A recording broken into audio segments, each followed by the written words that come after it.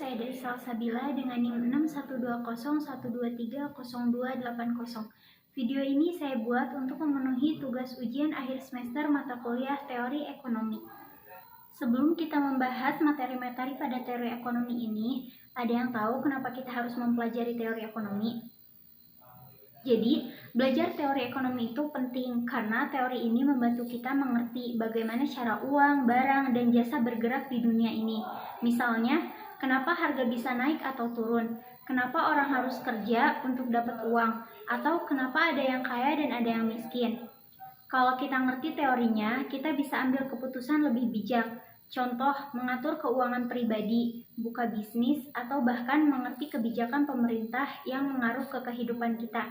Intinya, biar tidak gampang dibohongin atau bingung sama dunia yang serba uang ini. Baik, di sini saya akan menjelaskan beberapa materi. Yang pertama, struktur pasar. Yang kedua, pendapatan nasional. Yang ketiga, persaingan monopolitis. Yang keempat, pasar bebas dan kebijakan pemerintah. Yang kelima, kebijakan fiskal, kebijakan moneter. Yang keenam, perekonomian terbuka. Yang ketujuh, konsep dasar ekonomi mikro. Yang kedelapan, elastisitas permintaan dan penawaran. Yang kesembilan, masalah ekonomi. Yang kesepuluh, teori permintaan dan penawaran. Yang terakhir, teori produksi. Materi yang pertama yaitu konsep dasar ekonomi mikro. Ilmu ekonomi mempelajari bagaimana individu dan masyarakat membuat pilihan dalam mengalokasikan sumber daya yang terbatas untuk memenuhi kebutuhan. Ruang lingkupnya meliputi ekonomi mikro, studi perilaku individu, dan makro, studi keseluruhan perekonomian. Jadi, ekonomi mikro, cabang ilmu ekonomi yang mempelajari perilaku dan interaksi antara individu dan perusahaan dalam membuat keputusan ekonomi. Ada beberapa konsep dasar ekonomi mikro. Yang pertama, kebutuhan dan kelangkaan. Kebutuhan manusia tidak terbatas, tapi sumber daya yang tersedia terbatas. Yang kedua, pilihan dan biaya. Setiap keputusan ekonomi melibatkan pilihan dan biaya. Yang ketiga, hukum permintaan dan penawaran. Hukum permintaan dan penawaran menjelaskan bagaimana harga dan kualitas suatu barang ditentukan. Yang keempat, keseimbangan pasar. Keseimbangan pasar terjadi ketika permintaan dan penawaran suatu barang sama. Yang terakhir, elastisitas. Elastisitas menjelaskan seberapa besar perubahan harga atau kuantitas suatu barang mempengaruhi permintaan atau penawaran.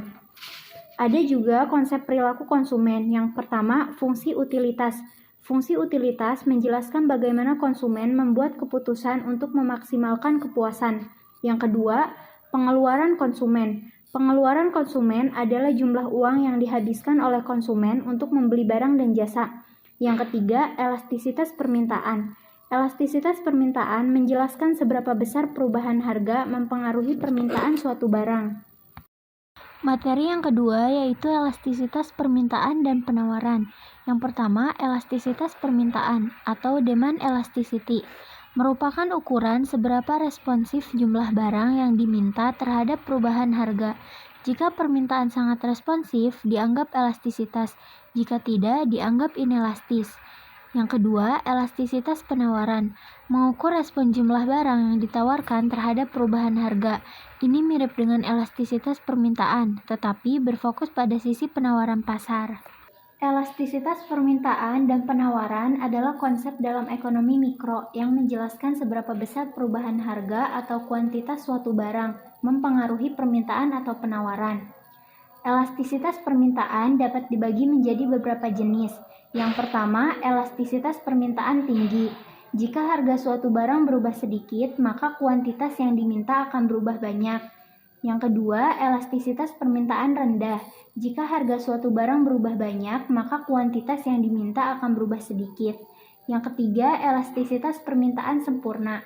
Jika harga suatu barang berubah, maka kuantitas yang diminta akan berubah secara proporsional. Adapun faktor-faktor yang mempengaruhi elastisitas permintaan. Yang pertama, jenis barang. Barang yang memiliki banyak substitusi akan memiliki elastisitas permintaan yang tinggi. Yang kedua, penghasilan. Jika penghasilan konsumen meningkat, maka elastisitas permintaan akan menurun.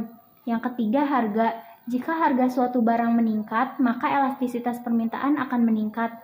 Yang terakhir, waktu. Jika waktu yang tersedia untuk membuat keputusan pembelian meningkat, maka elastisitas permintaan akan meningkat.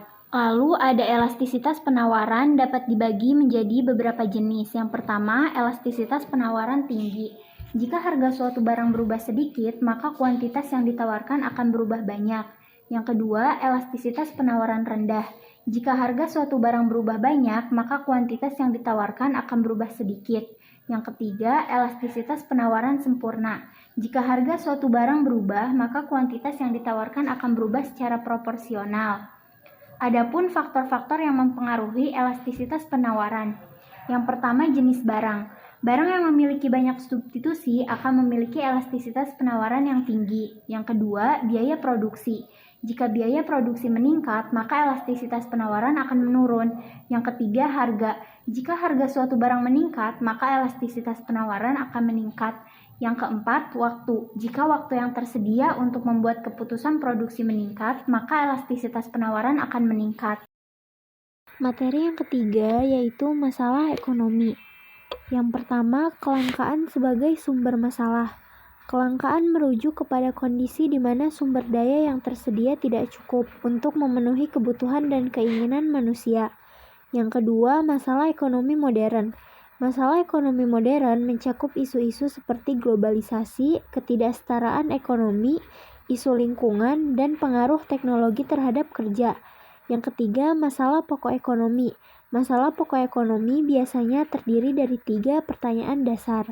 Jadi, masalah ekonomi umumnya membahas berbagai aspek terkait bagaimana suatu negara, masyarakat, atau individu menghadapi keterbatasan sumber daya untuk memenuhi kebutuhan yang tidak terbatas.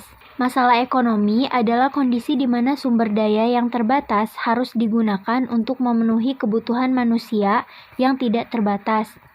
Inti dari masalah ekonomi adalah kelangkaan dan pilihan. Adapun jenis-jenis masalah ekonomi, yang pertama, masalah ekonomi klasik.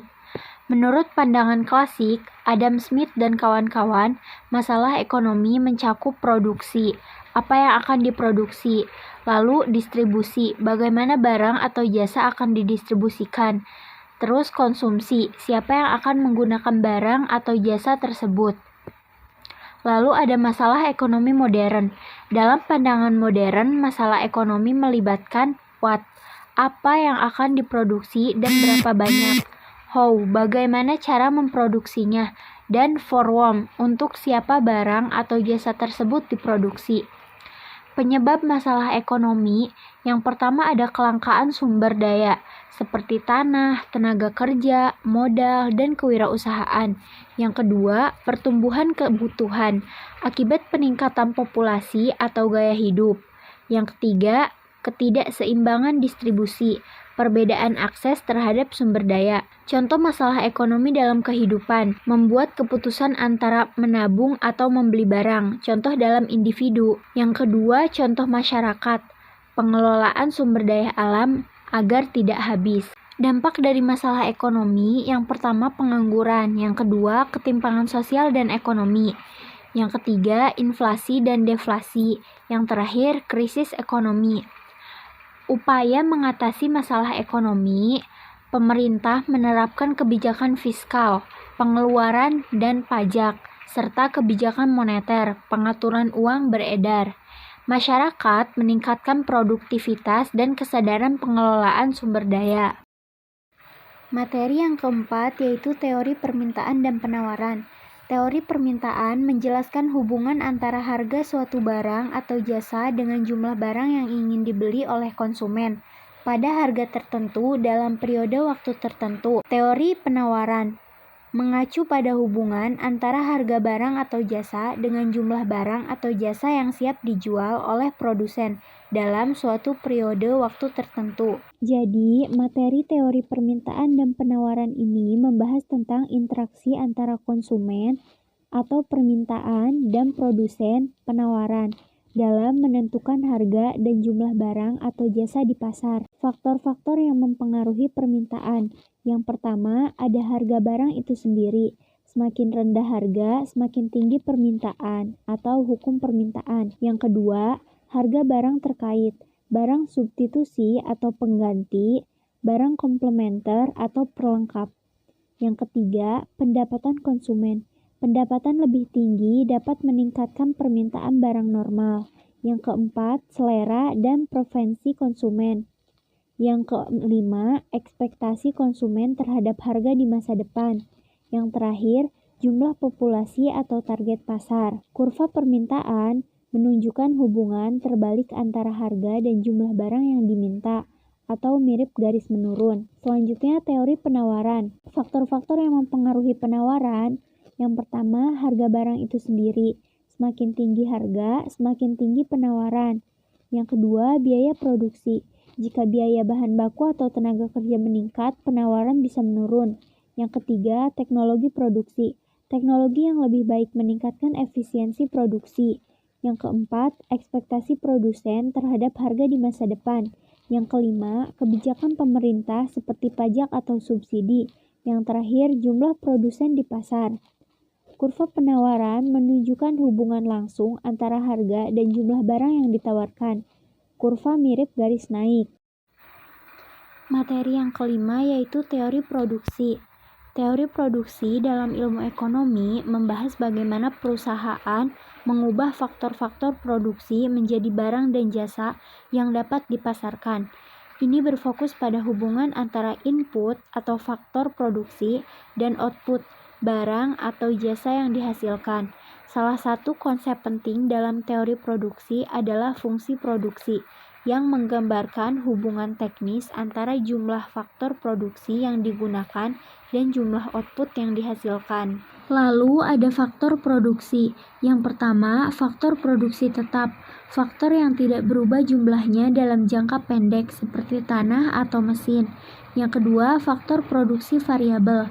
Faktor yang jumlahnya bisa berubah sesuai kebutuhan, seperti tenaga kerja atau bahan baku. Ada pula fungsi produksi, persamaan yang menunjukkan hubungan antara input dan output. Biaya produksi yaitu biaya tetap, biaya variabel, biaya total, biaya rata-rata, dan biaya marginal. Efisiensi produksi yaitu efisiensi teknis, memproduksi dengan input seminimal mungkin. Efisiensi ekonomis, menghasilkan output dengan biaya terendah. Jadi, teori produksi ini membantu produsen dalam mengoptimalkan penggunaan sumber daya guna memaksimalkan output dan keuntungan. Yang keenam, struktur pasar. Mengacu pada bentuk atau karakteristik pasar berdasarkan jumlah penjual dan pembeli, tingkat persaingan, serta jenis produk yang dijual. Adapun jenis-jenis struktur pasar. Yang pertama, pasar persaingan sempurna. Yang kedua, pasar monopoli. Yang ketiga, pasar oligopoli. Yang keempat, pasar persaingan monopolistik. Yang terakhir, pasar monopsoni. Jadi, pasar persaingan sempurna itu cirinya banyak penjual dan pembeli, produk homogen, informasi sempurna, tidak ada hambatan masuk atau keluar pasar. Contoh, pasar hasil pertanian. Lalu, pasar monopoli. Cirinya satu penjual, barang unik atau tidak ada substitusi. Hambatan masuk sangat tinggi. Produsen menentukan harga. Contohnya, perusahaan listrik negara atau PLN. Lalu, pasar oligopoli. Cirinya, beberapa produsen menguasai pasar. Produk bisa homogen atau terdiferensiasi. Ada hambatan masuk, persaingan minim. Contohnya, industri otomotif. Selanjutnya, pasar monopolistik. Cirinya banyak produsen, produk terideferensi. Selanjutnya, pasar monopolistik. Cirinya banyak produsen, produk terdiferensiasi. Kebebasan masuk atau keluar pasar. Contoh, pasar pakaian dan makanan. Lalu pasar monopsoni. Cirinya satu pembeli, banyak penjual, pembeli memiliki kendali besar atas harga. Contohnya, perusahaan besar sebagai pembeli tunggal bahan mentah. Yang terakhir, pasar oligopsoni. Cirinya, beberapa pembeli, banyak penjual, pembeli besar mempengaruhi harga. Contoh, pasar hasil pertanian. Aspek-aspek yang dianalisis: jumlah penjual dan pembeli, jenis barang atau jasa yang diperdagangkan, kebebasan keluar dan masuk pasar. Yang terakhir, pengaruh terhadap harga. Adapun kelebihan dan kekurangan masing-masing struktur pasar. Setiap struktur pasar memiliki dampak berbeda terhadap efisiensi ekonomi, distribusi sumber daya, dan kesejahteraan masyarakat. Yang ketujuh yaitu pendapatan nasional. Pendapatan nasional adalah jumlah pendapatan yang diterima oleh masyarakat suatu negara dalam kurun waktu tertentu, yang biasanya 1 tahun. Konsep pendapatan nasional pertama kali dicetuskan oleh Sir William Petty dari Inggris, yang berusaha menaksir pendapatan nasional negaranya pada tahun 1665. Namun, pendapat tersebut tidak disepakati oleh ahli ekonomi modern, karena menurut ahli ekonomi modern, alat ukur utama mengukur kegiatan perekonomian adalah suatu jumlah barang atau jasa yang dihasilkan setiap tahun oleh suatu negara. Di sini ada konsep pendapatan nasional. Yang pertama, pendapatan domestik bruto atau PDB. Total nilai barang dan jasa yang dihasilkan di dalam negeri, termasuk produksi oleh perusahaan asing di negara tersebut. Yang kedua, pendapatan nasional bruto atau PNB. Total nilai barang dan jasa yang dihasilkan oleh warga negara, termasuk pendapatan dari luar negeri. Lalu, pendapatan per kapita, pendapatan rata-rata per individu dalam suatu negara. Selanjutnya, produk nasional neto atau PNN. PNB dikurangi penyusutan atau depresiasi barang modal. Lalu, pendapatan disposable, pendapatan yang siap dibelanjakan oleh rumah tangga setelah pajak. Ada komponen pendapatan, yang pertama nasional, yang kedua konsumsi rumah tangga, yang ketiga investasi, yang keempat pengeluaran pemerintah, yang kelima ekspor bersih atau ekspor dikurangi impor. Adapun metode perhitungan pendapatan nasional. Metode produksi menghitung total nilai tambah dari barang dan jasa yang dihasilkan. Metode pendapatan menjumlahkan seluruh pendapatan yang diterima faktor produksi seperti upah, sewa, bunga, dan laba. Metode pengeluaran menjumlahkan seluruh pengeluaran dalam ekonomi. Lalu ada manfaat mengukur pendapatan nasional. Yang pertama, mengetahui tingkat kesejahteraan masyarakat. Yang kedua, membandingkan pertumbuhan ekonomi antar waktu. Yang ketiga, menilai distribusi pendapatan. Ada pula faktor yang mempengaruhi pendapatan nasional. Yang pertama, ketersediaan sumber daya alam. Yang kedua, tingkat pendidikan dan keterampilan tenaga kerja. Yang ketiga, teknologi dan inovasi. Ada pula masalah dan tantangan dalam pengukuran. Yang pertama, kesulitan mengukur aktivitas ekonomi informal. Yang kedua, ketimpangan distribusi pendapatan. Yang ketiga, dampak eksternalitas yang tidak tercatat dalam PDB. Materi yang ke-8 yaitu persaingan monopolitis. Persaingan monopolitis adalah jenis pasar yang memiliki beberapa perusahaan yang menawarkan produk yang serupa, tetapi tidak identik, dan masing-masing perusahaan memiliki kekuatan pasar tertentu. Selanjutnya, ciri-ciri persaingan monopolistis. Yang pertama, banyak produsen dan konsumen. Terdapat banyak produsen yang menjual barang atau jasa, namun setiap produk memiliki perbedaan tertentu. Yang kedua, produk yang berbeda. Produk yang dijual memiliki variasi, seperti dari segi kualitas, merek, desain, atau fitur lainnya. Yang ketiga, hambatan masuk pasar yang rendah. Perusahaan baru relatif mudah masuk ke pasar karena hambatannya tidak sebesar dalam pasar monopoli. Yang keempat, pengaruh harga terbatas. Setiap perusahaan memiliki pengaruh tertentu terhadap harga produknya. Yang kelima, promosi dan iklan yang intensif. Adapun contoh pasar persaingan monopolistis. Yang pertama, industri makanan dan minuman cepat saji atau fast food. Yang kedua, pasar pakaian dengan berbagai merek. Yang ketiga, produk perawatan tubuh seperti sampo atau sabun. Kelebihannya, konsumen memiliki banyak pilihan sesuai dengan preferensi mereka. Inovasi produk sering terjadi karena persaingan antar produsen. Namun, adapun kekurangannya, harga cenderung lebih tinggi dibandingkan pasar persaingan sempurna. Yang kedua, ketidakefisiensian karena biaya iklan dan promosi yang besar. Materi selanjutnya yaitu pasar bebas dan kebijakan pemerintah. Definisi pasar bebas, pasar yang beroperasi dengan sedikit atau tanpa campur tangan pemerintah, di mana harga dan distribusi barang ditentukan oleh kekuatan permintaan dan penawaran. Kebijakan pemerintah, peran pemerintah dalam pasar. Meskipun pasar bebas memiliki prinsip minimal campur tangan, pemerintah masih memiliki peran penting dalam mengatur pasar agar tidak terjadi penyalahgunaan seperti monopoli atau kartel. Ciri-ciri pasar bebas. Yang pertama, kebebasan berbisnis.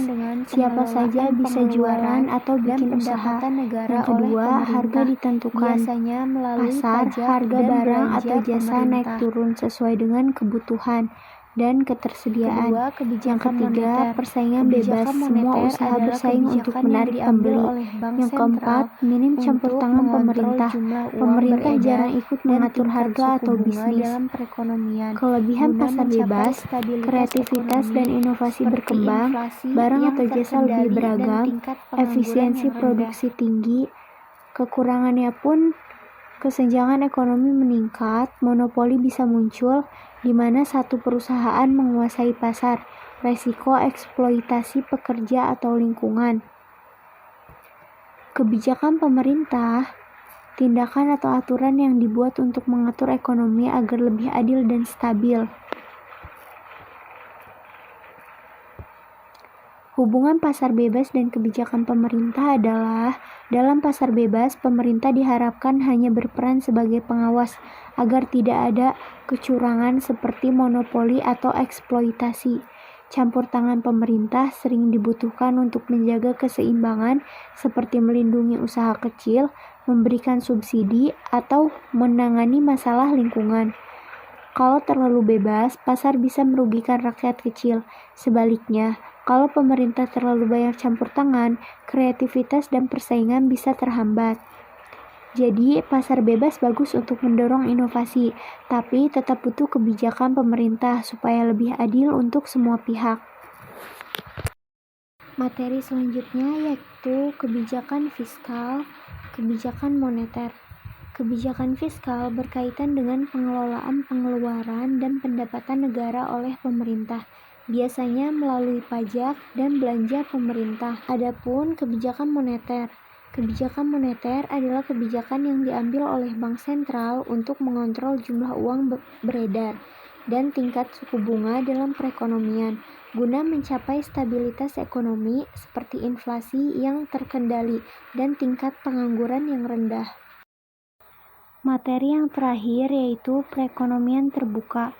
Perekonomian terbuka adalah sistem ekonomi yang berinteraksi dengan negara lain melalui perdagangan internasional, aliran modal, dan investasi. Negara ini tidak tertutup untuk perdagangan luar negeri dan kebijakan ekonomi, serta pasar keuangan dipengaruhi oleh faktor-faktor global. Perdagangan internasional. Teori perdagangan internasional, keunggulan komparatif, keunggulan mutlak, ekspor dan impor barang serta jasa, kebijakan perdagangan seperti tarif, kuota, dan subsidi. Yang kedua, neraca pembayaran atau balance of payments, neraca transaksi berjalan, neraca modal dan finansial, hubungan antara surplus atau defisit neraca pembayaran dengan ekonomi domestik. Adapun nilai tukar, exchange rate, sistem nilai tukar tetap, mengambang, atau campuran. Adapun faktor-faktor yang mempengaruhi nilai tukar, yaitu dampak perubahan nilai tukar terhadap perdagangan dan investasi. Jadi, dengan kita mempelajari teori ekonomi, kita akan mengerti cara kerja pasar, bisa mengelola keuangan dengan bijak, mengetahui dampak kebijakan pemerintah, mengerti pentingnya kerjasama global, lebih bijak mengambil keputusan. Intinya, mempelajari teori ekonomi membuat kita lebih mengerti cara dunia ini berjalan, lebih pintar mengelola keuangan, dan lebih siap mengambil keputusan, baik untuk diri sendiri maupun untuk orang banyak. Mungkin itu saja yang bisa saya sampaikan. Semoga apa yang saya sampaikan dapat bermanfaat untuk kita semua. Wassalamualaikum warahmatullahi wabarakatuh.